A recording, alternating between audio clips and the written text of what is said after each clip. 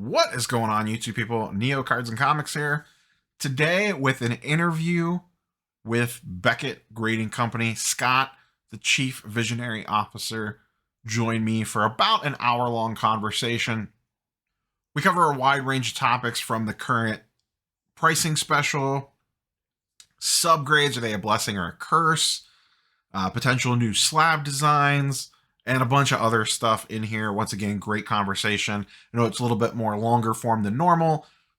Take it in chunks, watch a little bit now, come back later, check some of it out. There's a lot of good nuggets in there, and we don't typically get to hear from Beckett a lot. Hopefully that changes going forward as they kind of roll out some new initiatives, and we talk about that in this video as well.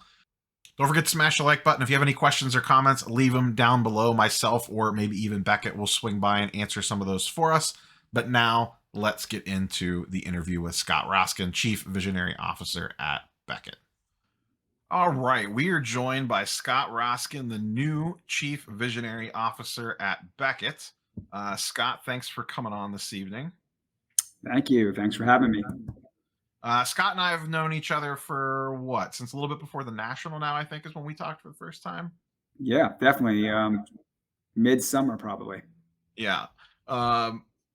So, Scott and I have been talking. We wanted to have him on. Beckett recently has gone through, the price switches, some price adjustments, some new features have rolled out to the website. And I'll kick it to you first, Scott. I don't know that many people in the hobby really know you that well. So if you kind of want to give a little bit of background, I know you're newer to Beckett, but what you've been doing prior to that and a little like hobby history, if you will.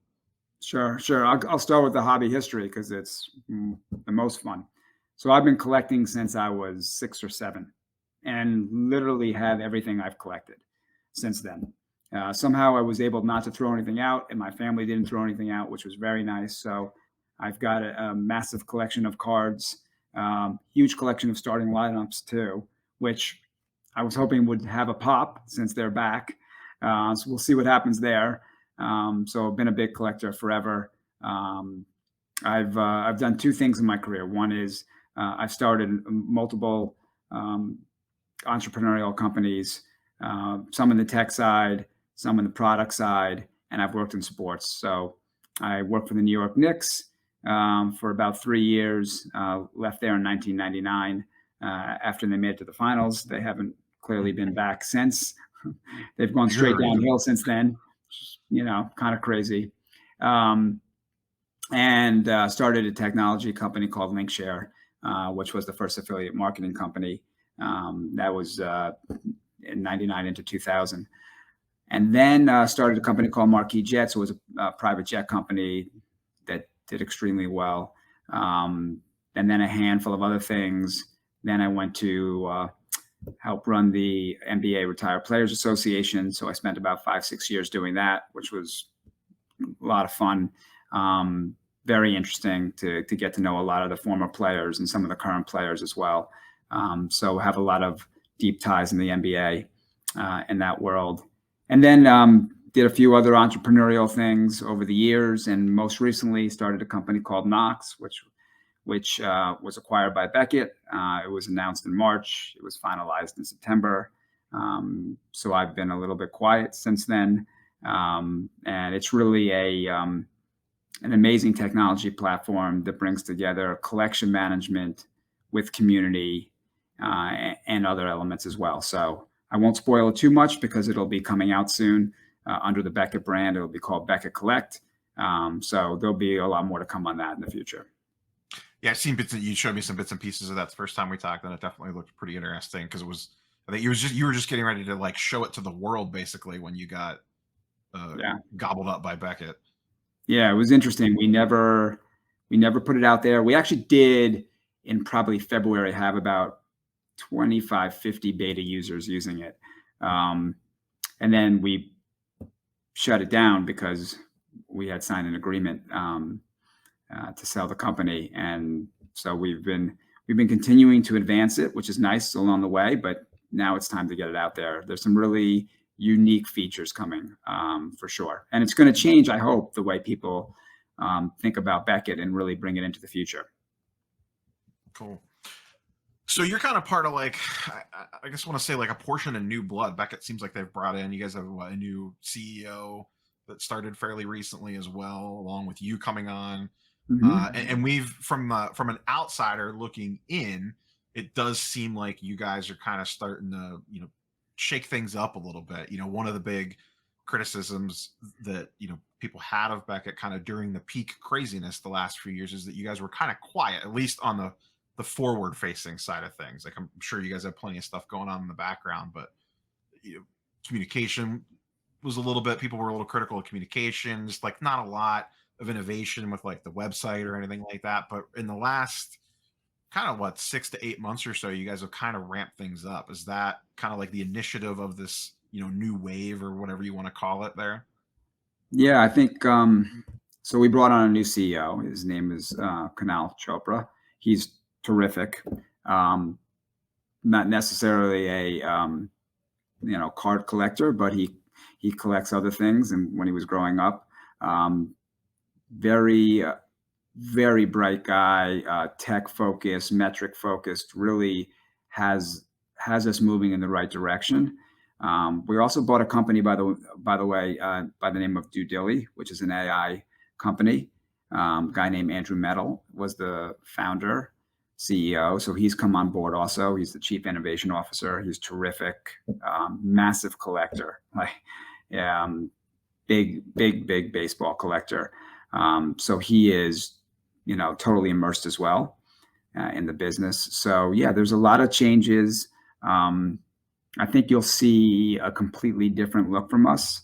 I think you'll see more transparency. I think that some of the lack of communication, frankly, hurt the brand to an extent. That people wanted more information, and I did too. I've sent cards in to almost every company out there. And I was like everybody else, like, where are my cards and things like that. So, we realized that we want to make a ton of changes. And I think you've seen some of them. I know you and I have talked about it, and there'll be plenty more on the way. Yeah, it definitely seems like you guys are shaking things up. You got the website redesign, which that was something that a lot of people were always very critical of. And then to your point, it does seem like you guys are, listening more. We could kind of talk about pricing. Like you guys just rolled out that pricing special. I don't know, what is that, 2 weeks ago now, maybe three Yeah. weeks ago when that came out with the October special with the was a collector special. I think you use that, what you guys are calling Yeah. it Yep. with Yeah. with So $18. And the initial thing came out at 18 for a single grade, and myself, and I'm sure you got feedback from a lot of people about like, hey, what about the subgrades? And you guys reacted fairly quickly to that. I think within a few days, maybe not even a full week, you guys kind of came out with new pricing, with a value tier there that included subgrades on it. So I think that kind of shows that you guys do appear to be at least hearing things out there now. yeah, I think for us, and this is what I preach, internally, is we're going to listen. We're going to react quickly. We're not going to hold on to things too long. If we don't think they're working, we're going to make a change. We're going to be nimble, even though it's a large company, but we have to be nimble, and we have to react, and go with our gut. And there was clearly a test, which, by the way, we will test a lot of different things, and we will fail at some of them without a doubt. But we will test them, and we will see how it goes. And this goes not just for grading, but for other things that we'll do on the technology side. You have to test things to know what works, what doesn't. You A/B test things, right? So this was something that we put out. We had a very successful 20% off campaign to launch the football season. That did extremely Mhm. well. And then we came in and said, okay, let's try something different. Okay, this month, and let's see um, what the appetite is for single grade.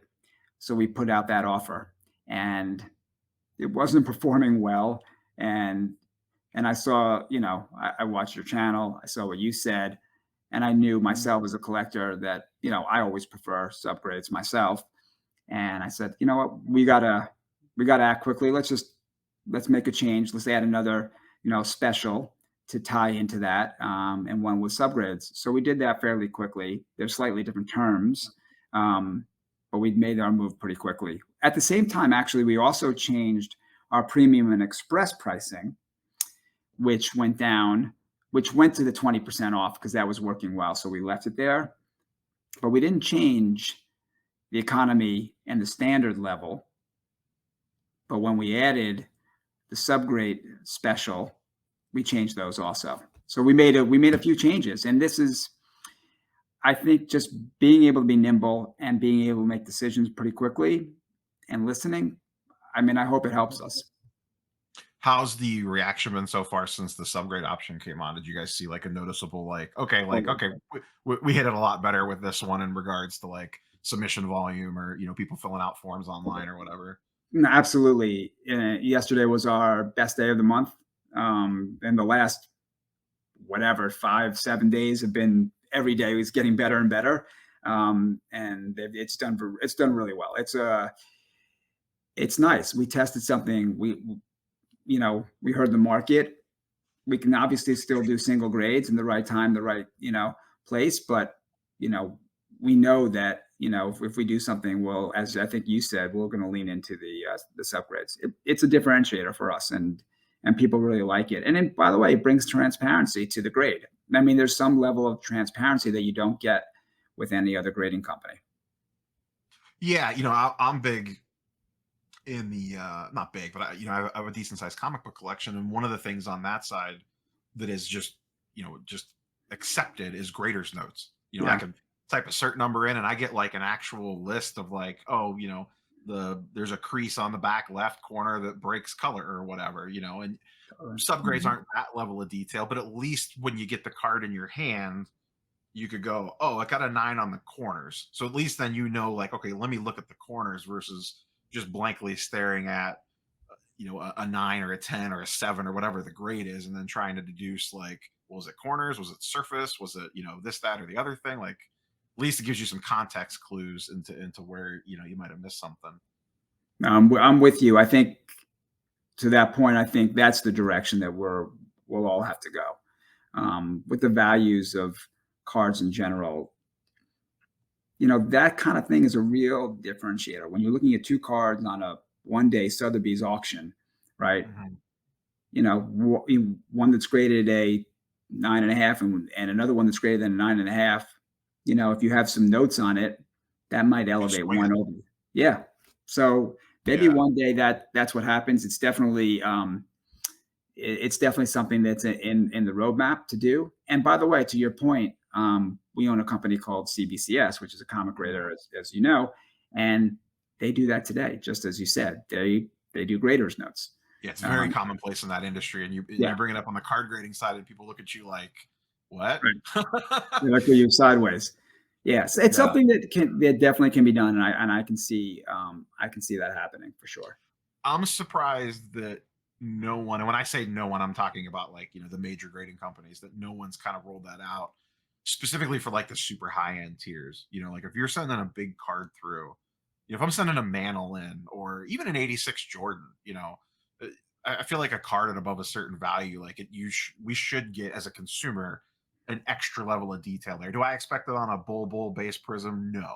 But if I'm sending in a $300,000 card, like, hey, could you guys throw me a bone and let me know why I got an 8? Like, I totally agree. Absolutely. And you want to know, I have cards that, from all grading companies, that I wonder, that doesn't look like I have a card that's a 5 and I'm like, it looks like an 8, looks like a 9. And I have no idea why. Clearly there's something that I'm not seeing that's in there somewhere, some crease or something. Yeah. I totally agree. We have to change that over time. I think the subgrades clearly help you, but there could be more to that in the future for sure. We kind of talked about this beforehand. Are the subgrades like I guess there's two things. This will transition into something else too. You guys have the 9.5 as a gem mint grade, and you guys have subgrades, which are definitely differentials from the entire marketplace. Is that a blessing or a curse or a little bit of both? I mean, the honest answer is it's probably both. It's a curse in the sense that when we put out a product like the single grade, that it gets undervalued in a big way. People look at it and say, "Oh, it's ugly," or It doesn't look right without the Mhm. subgrades. Or maybe you're trying to hide something because you chose to not, choose That's what I subgrade. always assume. That's the Right, first thing I think of when I see right.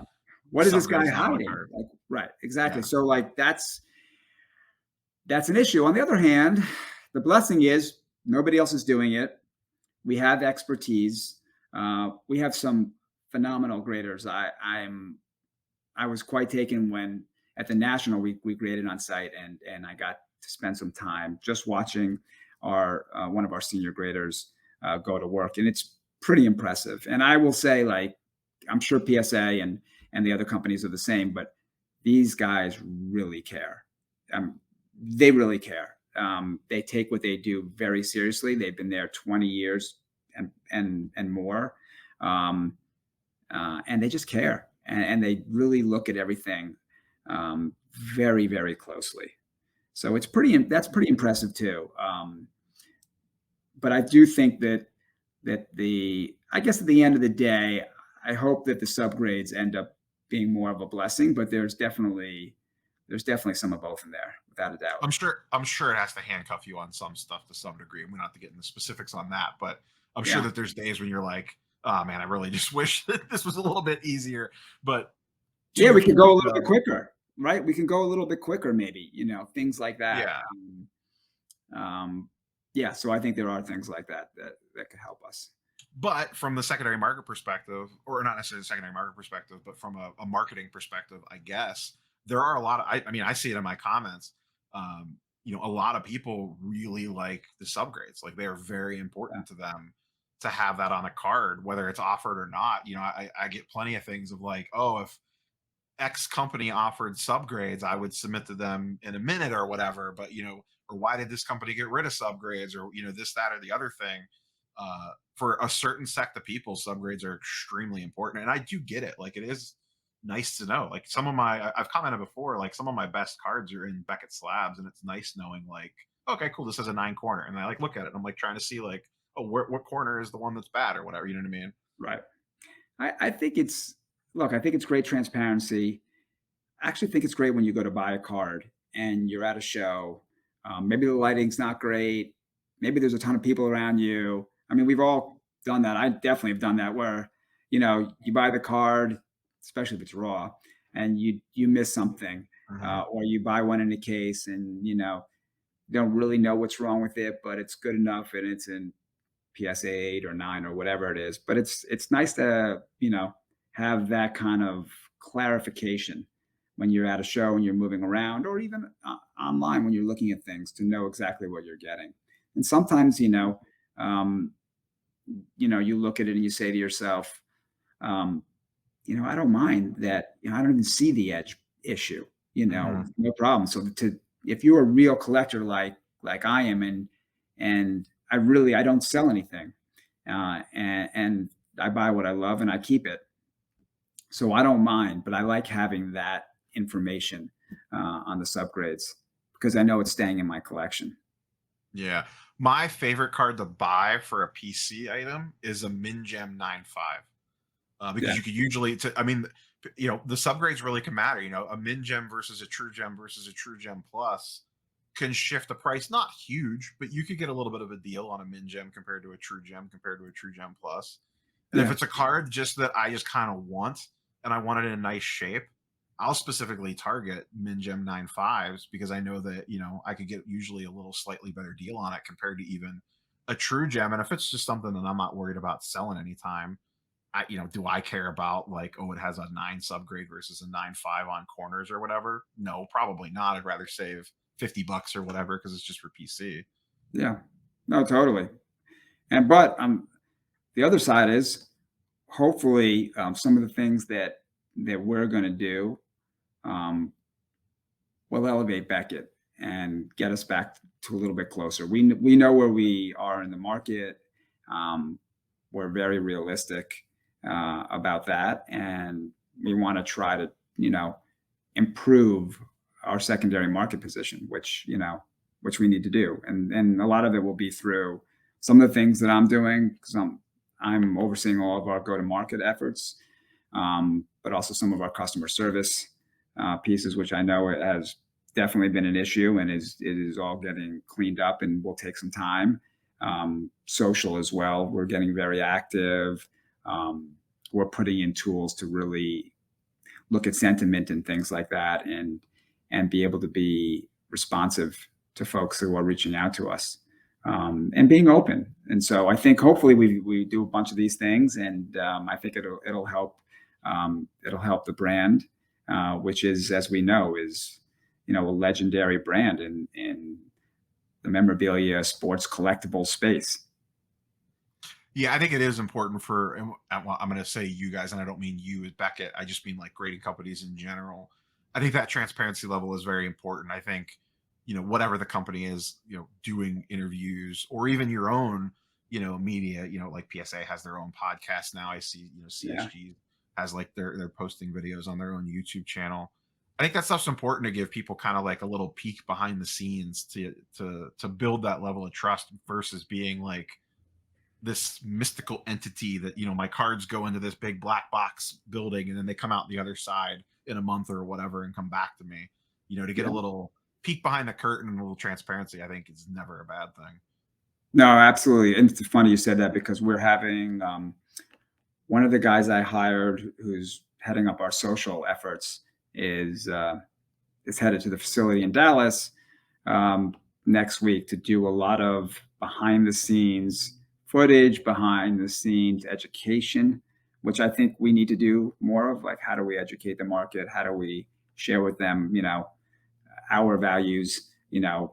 Simple things like, there are no upcharges with us.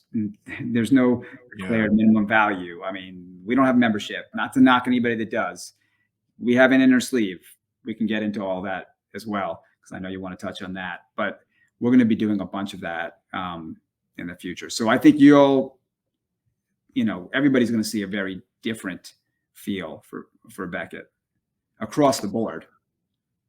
I always, one of the running jokes between me and some of my content creator friends is we always laugh when uh, once again, I'm going to say you guys, and I'm not referring to Beckett specifically, but like a grading company will make a change in pricing and we'll do a video on it and it gets more traction than the official company post or video or Right. whatever about it.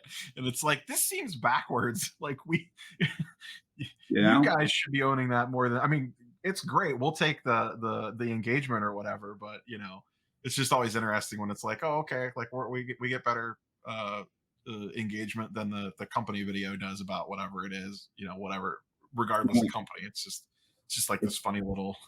It's funny you say that. I learned a long time ago in business. We started this company, Marquis Jet. It's a private jet company, sold to Warren Buffett and NetJets. And the best deal that I ever did there was a third party endorsement.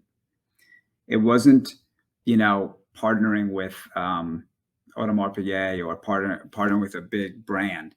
It was actually some travel company writing a letter saying they endorsed us and how great it is. And it's kind of what you're saying. Like, you could either say something positive or negative, right? And either way, it's going to move the needle. But having somebody else say it instead of me, is really, that's really what's most important, because you and other content creators are the sort of the trusted, individuals or parties in this space. So, for sure, it actually makes total sense. Yeah, Because once they can when you say, when you yeah, present it like that, yeah. yeah, so it's kind of interesting. But I've seen this throughout my career in different businesses. It's, you want to align yourselves with some folks, but you also wanted to come out, not that we're paying anybody, like sponsoring, and because then it becomes a little bit Yeah, then it muddled. gets weird. Yeah, it gets a little weird. But if it just comes out from you, like the video that you put out about, why don't you embrace the subgrades? Then so I said, yeah, he's right. So let's do it. So it makes sense. Yeah, it was funny. There back in the summer, a mutual third party introduced us to each other essentially, and I remember when that person reached out to me. They're like, "Hey, someone from Beckett wants to talk to you," and I remember I texted him back and I was like, "Are you sure?" I'm like, "I'm kind of critical about them for the most part," and they're like, "Yeah, but you're usually typically pretty fair, so like they get it, so they're cool with it." And I was like, "Okay," I was like, "Are you sure?" Like me. They wanted to come on with me. Not that, and you know, I don't try to, you know, bash any of you guys. I just try to give fair criticism for whatever I see, whether I agree with what you guys are doing or not. And once again, I'm saying you guys in the global term here. Yeah. No, I think you're very fair. And actually, it was funny. I was on the phone with the team today, and we were talking about. I was saying, "Oh, I'm gonna come on and talk to Neo," and we were just talking about, okay, what should we be doing? What's our strategy? I brought up a few folks, in the space, and oh, they hate Beckett.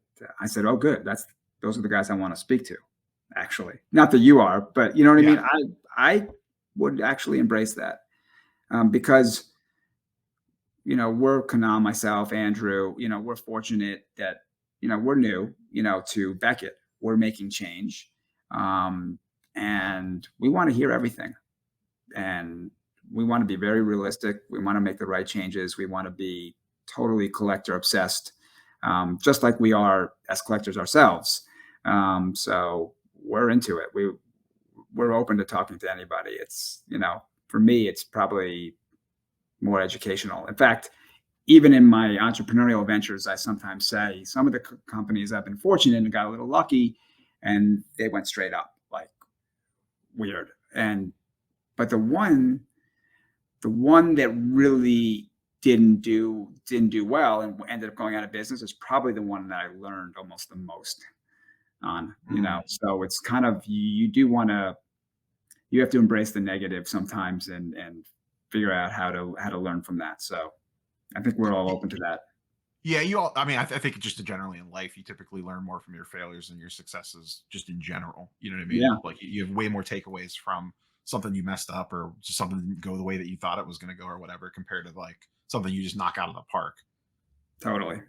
Totally. Um, how do you? So you guys are obviously, you know, you're listening and you're adjusting on the fly. How do you ride the line of being reactionary versus like overreactionary? You know what I mean? Like grabbing something and being like, oh, you know, we heard some feedback, this isn't going well, and then all of a sudden making a switch, because that, you know, listening could be good, but then also like overreacting can give like an image of, oh, they're very knee jerk. You know what I mean? Like, how do you Yeah, walk that line of listening, but not like, you know, just immediately jumping at everything?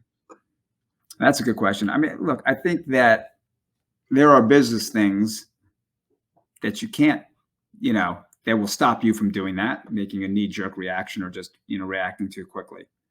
So that's kind of easy. There may be things that are in the way. Oh, we can't do that because of X, Y, and Z. Mhm. So that's good. That's there certainly for a bunch of things. Um, and then there's what's your gut telling you, very simply. Um, uh, and also, who are you listening to? Also, so when we talked about the subgrade collector special that we rolled out about 10 days into the month, um, I heard what you said. I talked to some other big collectors that I know. We talked to some other folks. So it wasn't, just a singular reaction to it, so to speak. Mhm. But you do have to learn, listen to your gut also on these things. And I think overall, if we do that, I think we'll be okay. I think we'll be okay. But we don't want to change all the time. But, today, when you're looking at marketing, it is very reactive because you can measure everything so quickly that you can know this ad is not performing. Let's throw it out. Or what Yeah. happens if we take this ad and we, instead of putting it on Instagram, we put it on Facebook? Let's see how it does there. If it doesn't do well there, maybe then you throw it out. So, like, there is this bit of you can react quickly based on data if you have enough of it. So Yeah, it's like kind of interesting. I know, like even me, like I know when I post a video, I know about what it typically does in the first 30 minutes. Yeah, And there's been times where I think it's a good topic, I think it's something good, and maybe I just flub the thumbnail. And if I'm free, I will re-edit and upload a new thumbnail sometimes to a video within the first hour. that's And interesting. sometimes I'll notice a difference and sometimes I won't. So You know it's what I mean? that Sometimes fast for you.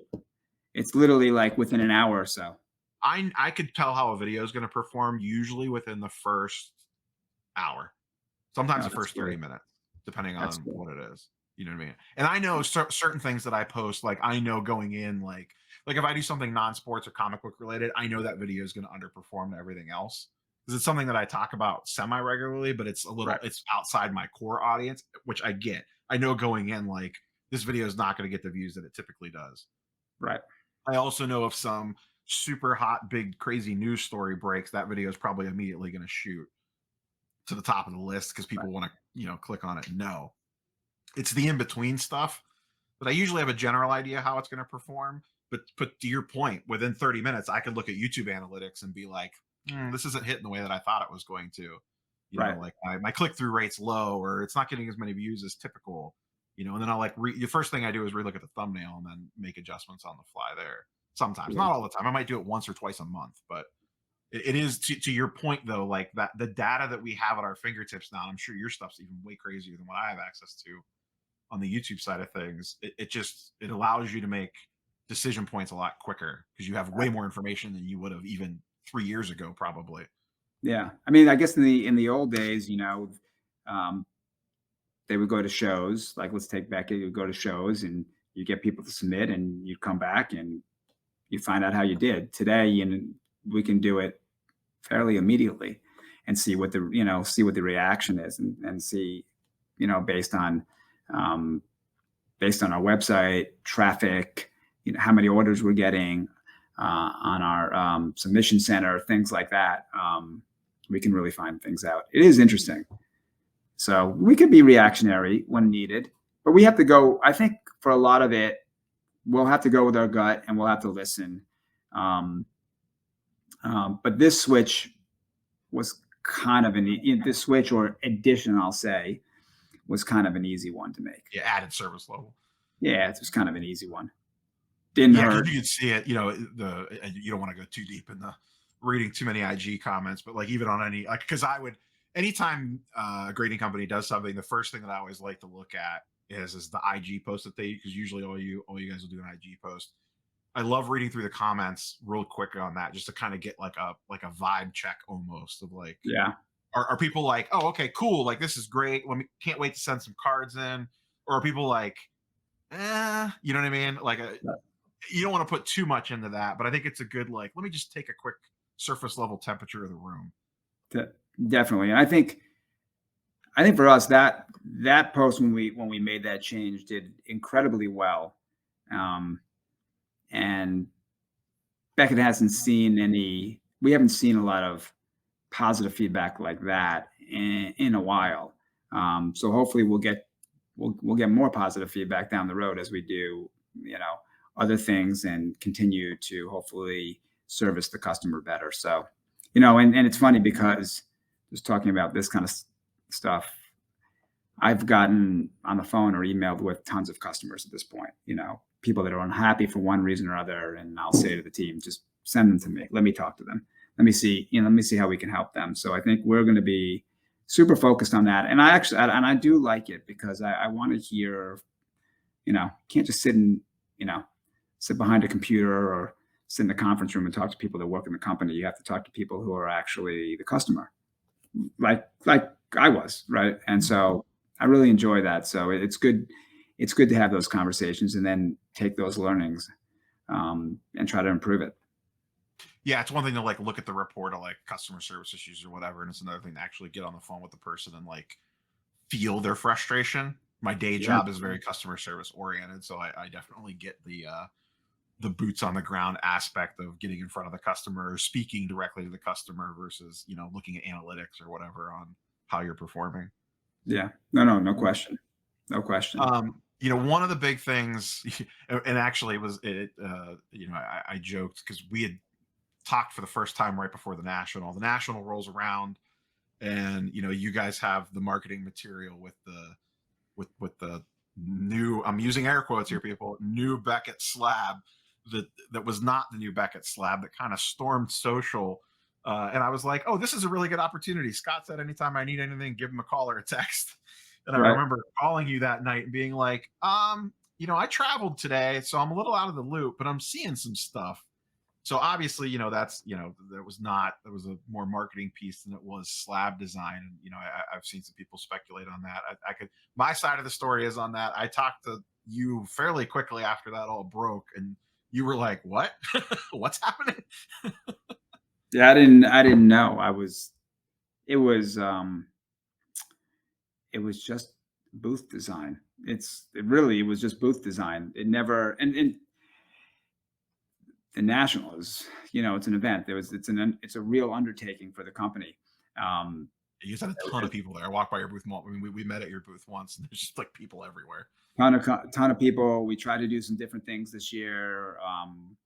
We had a reservation system, which actually worked beautifully. We still had a line, but at least we had a reservation system, so we had the sort of two queues. So we did some things different, but the booth was designed, and it was great, and it was done. It was done in house, and the slabs that were created, I don't think anybody thought about it. The company that made them, they just created these massive slabs. I actually have like these smaller ones here, that were just meant to be decorative. Honestly, totally decorative, totally unintentional. Has zero to do with the new case, that is being worked on, but had nothing to do with it. So it was pretty interesting to see that reaction. I know I was surprised when you called me. I was like, it didn't even occur to me. In fact, at that point, I'm not even sure if I had been to the booth yet, I because don't think you had. it I was think you were early. walking into a meeting when I talked to you, Yeah. because that was Wednesday night, when that all Right. kind of hit. Right. I might have just gotten in or something. Anyway, so yeah. But well, and you kind of you buried the lead there, as the lead into that. So like that obviously was not the new slab design, but Yeah. you told me back then that I could hint at, in the video that I did that night. But you guys are at least actively looking. I mean, I feel like every grading company probably is to some degree, but that is something that is on your guys' radar. Because I asked the audience for questions a couple days ago, and pretty much every single one of them centered around some version of mostly security and security enhancements, Yeah. anti-forgery, fraud, that sort of stuff. Slab redesign, inner sleeve. Some people like it, some hate it. The scuffing that sometimes happens.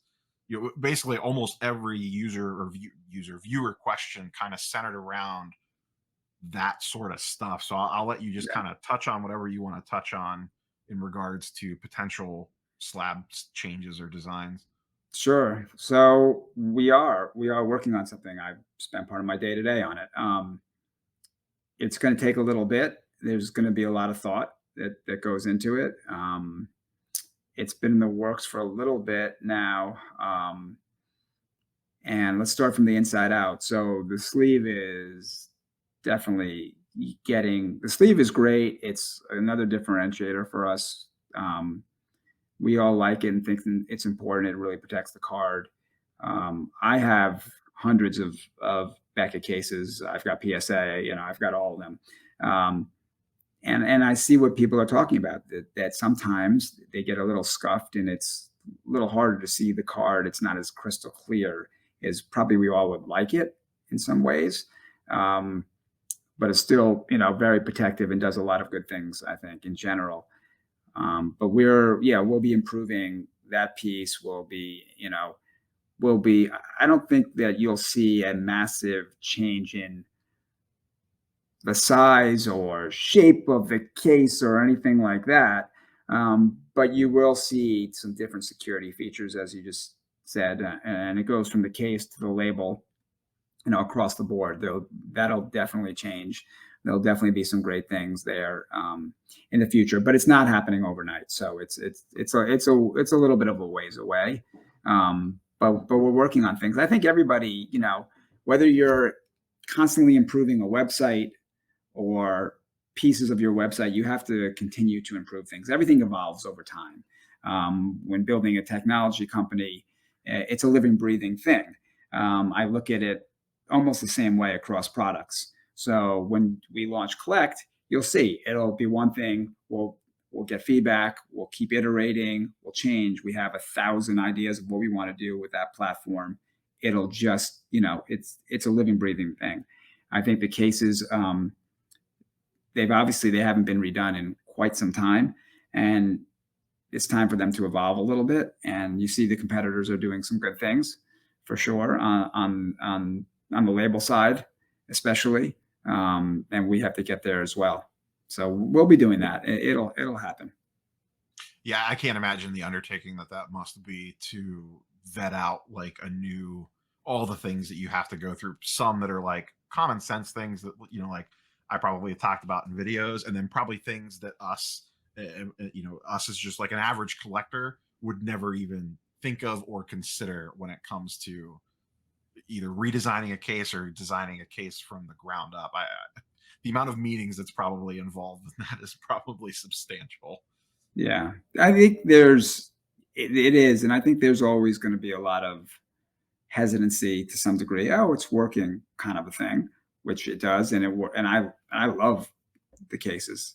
So I think they're great. To me, they make it feel like there's a real asset inside the case. They're substantial.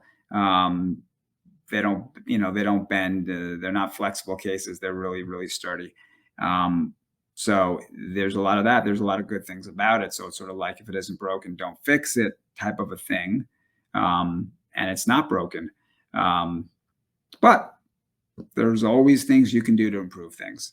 The question is, how will folks react to it? We will definitely be out there working with some folks to do some surveys. We're not going to do this, inside of a conference room. And with the only people looking at these things are people that work for the company. We're definitely going to, share and do some focus groups and things like that.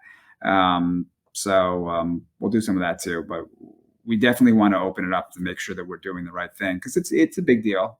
It's a big deal. But I think we'll have some really nice improvements. Some of them are simple, Yeah. The Beckett case, I think, like the form factor, and to your point, like it does feel like when you have it in your hand, it definitely feels different than any other slab out there, and it's almost like it's like an old house. Like the bones are good, it just needs like maybe a new kitchen and a fresh coat of paint. Like you don't have to rework it from the ground up. You just need to take the existing structure and kind of fresh coat of paint on a car or something like that. Yeah, definitely. I mean, look, we have a new brand identity that was done. It was done in March. I guess it was launched at the Mint Collective also. So we have that to look at, so there's a bunch of things, and that goes across the board. But so some of those things come into play as well. But I agree. If someone says BGS in a meeting, do they get a fine attached to them if they don't say the full Beckett name? Or they don't. They should. It's funny. I wanted to get away from saying it. Maybe I told you that. I was like, oh, we should just call it Beckett. I sometimes find myself saying it still, because we have different divisions in the company. We have an authentication business, Beckett Authentication Services, BAS. We have CBCS, the comic side. We just recently launched VHS, which is pretty interesting. So Beckett VHS. And there'll be others. I think there was an email that went out recently about getting into the tickets and doing that as well. So we have a bunch of different divisions. So sometimes it's easier, but yes, in general, yes, I would prefer that people just say it's a Beckett card instead of BGS. No, you owe $1 now. It's funny. Yeah, exactly. We had that conversation, and then I tried to like correct myself in videos. And I would catch myself every once in a while, and I'd be like, "Oh, Beckett, not BG." Like in the back of my mind, I appreciate that. It's hard to do it after a long time. It is, because I'm just so used to saying BGS or SGC or CSG or PSA or CGC. There's so many, and sometimes you say it, and I'm like, "Wait, did I say the right one?" When I was like, especially CGC, CSG, SGC. That's too many. That's the other reason I want to get away from it. Exactly. It's weird how the whole industry settled on 3-letter acronyms. Like the entire industry was like, whatever it is, it has to be a 3-letter acronym. Yeah, sometimes I don't remember them. I'm like you. Sometimes you confuse them. You don't remember them all, especially some of the newer players, obviously. So definitely, for sure. We touched on the subgrades earlier about that being kind of a blessing or a curse. you guys are also unique in the fact that your primary grade is a 9.5, and then you obviously have the 10 gold label and the 10 black label, and the Yeah. even as things have shifted over the years, like the 10 black label is definitely still considered like the king of the mountain, with no one really touching that thing. Yeah. Is the 9.5s kind of the same question as the subgrades? Is that like a blessing and a curse at the same time as well? Because like in one hand you're unique, you have the subgrades that you could kind of like. There's different 9.5s almost like the hobbies come up with the min gem, true gem plus moniker. Kind of their own internal vernacular slash subgrades for it. Is that kind of the same thing where it's like it's cool that you have this thing that makes you a little different, but it also probably handcuffs you on some stuff too. Yeah. Sorry about the phone. No, you're fine. Or somebody ring the doorbell. Anyway, I think it's interesting question. I think a few years ago, Beckett would say, no, what do you mean? It's comparable to a PSA 10, let's say, for example. And they would say, no, it's the same thing. They both say gem mint on them. And, you know, I think today, obviously, it's reversed. The question is, does that change again? You know, Yeah. over time. And if it does, then the answer again becomes no, Yeah. it's fine. But it's 20 plus years of history doing something a certain way. God knows how many secondary sales data points are out there on Beckett cards that were sold in a 9.5. I mean, there's a deep history there, and there's a trust factor there. So it's an interesting one because we discuss it internally all the time. Maybe we're getting hurt. People just want to see a 10. And I say, gosh, there's a lot of 10s on some of these cards. I mean, go look at some Zion cards or Luca cards from the past few years and figure out how many 10s are out there. I mean, same thing, so 10 is interesting, right? Because not everything can be a 10. We all know that things come out of, I pull things out all the time, and I've never gotten a 10. I joke internally, I've never, ever gotten a 10 on anything. Now, some of the people that I know get 10s, but somehow I don't. Maybe it's just bad luck. But I think that a 10 is something that potentially should be more elusive, than what exists today. Our black label is, obviously very difficult card to get, and some people just try to collect those, and I saw a few at the National getting done, which was pretty cool because I'd never seen them, other than showcases at shows, of course. But that was pretty cool. But a 10 it should be less achievable, right? Should feel special. But they're pretty achievable, in other companies. Not to knock them, I'm just saying that's just the reality. So it's an interesting thing. It's something that, as the movement of the market and frankly the movement of the brands, go up and down a little bit, I think we'll see that switch probably a few times over. But it's something we absolutely discuss, and frankly, I think that sometimes people do look for just the 10s, especially the younger audience, the younger collector, which we need to do a better job of reaching out to the next generation of collectors. We may have grown up with Beckett magazines and the brand. And I think the things that we're going to be doing now on the tech side and some of the other interesting marketing things that we'll be doing will help bring that same feeling to the younger collectors. If we do that, I think we'll be successful either way. Yeah, we were talking pre-recording about going to the card shop and getting the Beckett magazine and looking up like your Griffies or whatever. I wonder, like, in 30 years, is some kid or some guy gonna be sitting somewhere and be like, "Oh, remember when we used to go on 130 point and all the good times we had on 130 point or eBay sold listings or whatever to go check our prices or whatever data service you want to use if you're using like Market Movers or Card Ladder or one of the other ones out there." Like, hopefully we'll wax poetically about that. Yeah, hopefully they'll be talking about Beckett Collect. So Yeah, when maybe we'll have to we get see what there, that looks like when it rolls out. So, yeah, that'll anything be else? We'll kind of wrap up. Anything else on the horizon that you guys have, like coming up, or you guys have there's had a a lot of acquisitions lately in regards to some not necessarily sports cards specifically. You kind of ran them down a little bit, and obviously the Beckett Collect thing that you teased. But anything else along those lines that you don't have to give full details on, but you want to I allude think to? there's a ton. I mean, we are doing a tremendous amount right now. There will be different partnerships coming with some interesting companies. We've launched a few that are out there.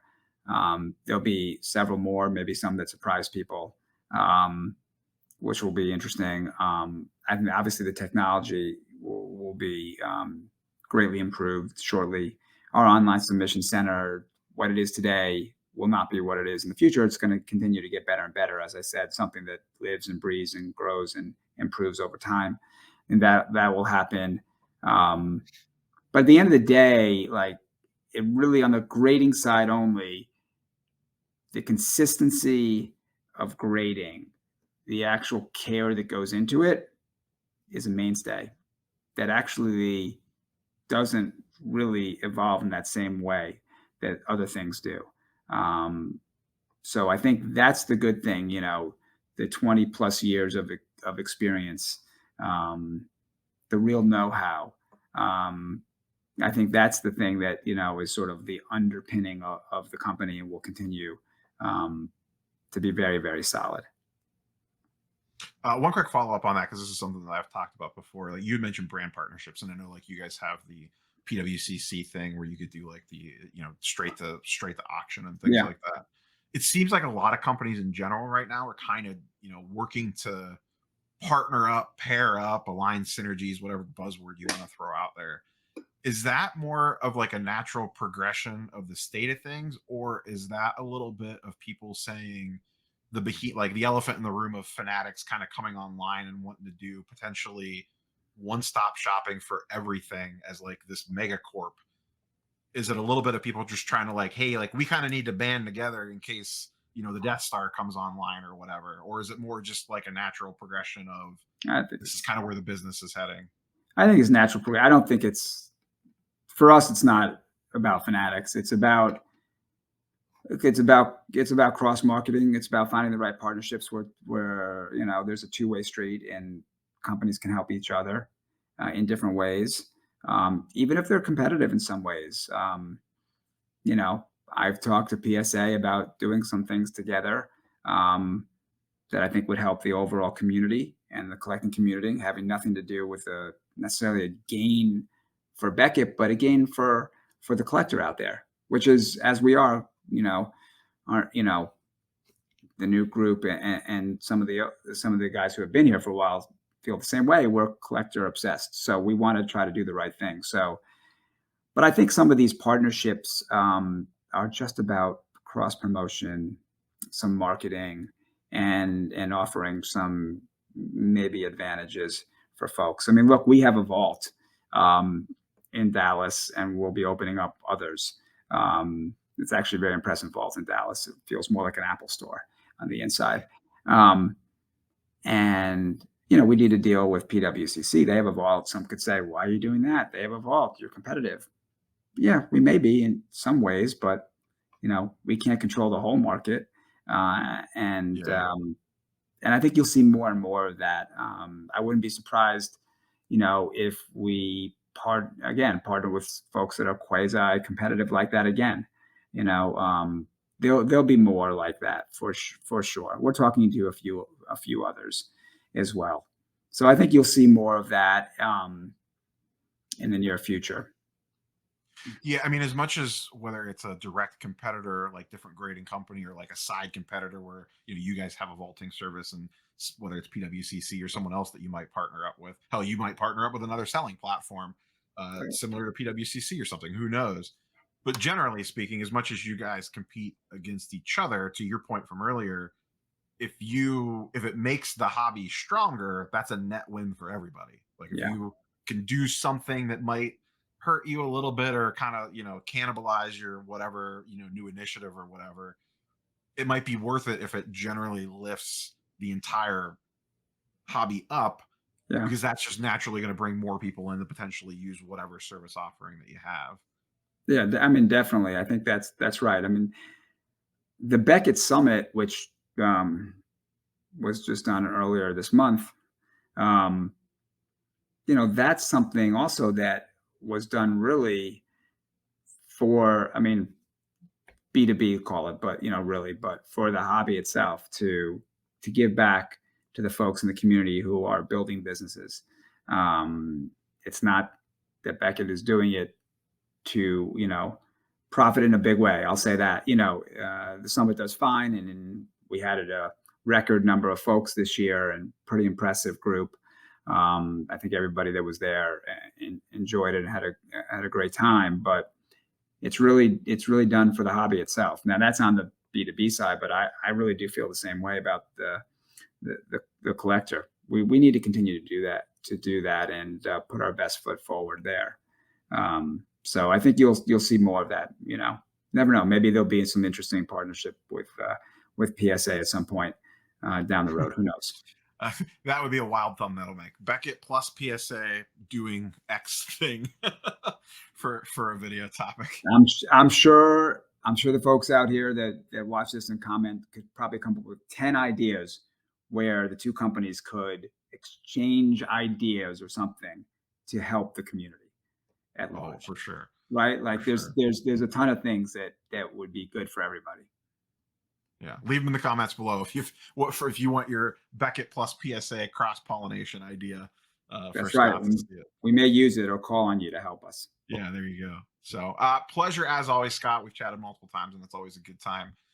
So if people, there's no firm end date yet for the $22 special, correct? Or the special pricing tiers was like a limited time offer, but there was no firm. So if people want to try that, submit sooner rather than later, I guess. Yeah, there's no firm end date, but there is an end date. There's an end date in my head. So yeah, I would do it sooner rather than later, of course.